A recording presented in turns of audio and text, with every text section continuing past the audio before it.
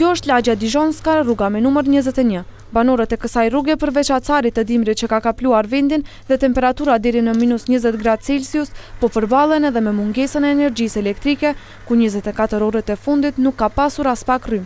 Problemi më i madh është i familjeve që ngrohjen e kanë me energji elektrike. Një muaj tjetër rregullisht ka 1 orë gjimsore, 2 orë, ta natën s'ka, ta ditën s'ka. Më mëngjes herë që është ta shupe ndërbrej. Ç'është ja boni tash këto ditët e ftohta? Po ç'do ja bëjmë disa me dron çka mirë me nxefi me dron, ai s'o problem, ama do me rrim që nxehen katastrofë. Jashar Ismailovski nga kjo lagje thekson se edhe pse të gjitha faturat i ka të shlyera me kohë, përsëri është në terr. Ai thotë se disa herë ka lajmëruar kompaninë energjetike EVN për këtë problematik, por nga ata nuk janë ndërmarrë masa konkrete për të përmirësuar gjendjen e kësaj lagjeje.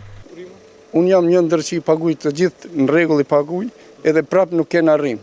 Domethënë edhe kur lajmërona e lipin atë kodin ose shifrën që e kena flet pagesën, ju tregoj, është në rrimën për 2-3 minuta prap nuk kena.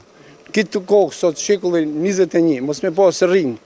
Kjo diçka shumë arrie e madhe. Punë e rrimës është 3-4 vjet. Në këto muaj të dimnit s'kena rrim.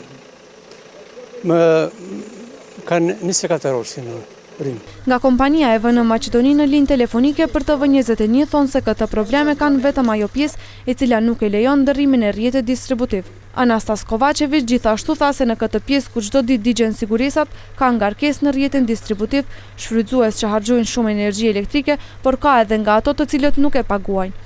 Ai shprehet se pavarësisht mos pagesës dhe vjedhjes së energjisë elektrike, nga EVN Maqedoni në këtë kohë të ftohta ju dalin në ndihmë dhe i ndërrojnë sigurisat, por ata nuk mund të jenë të qëndrueshme nga shpenzimi i tepruar.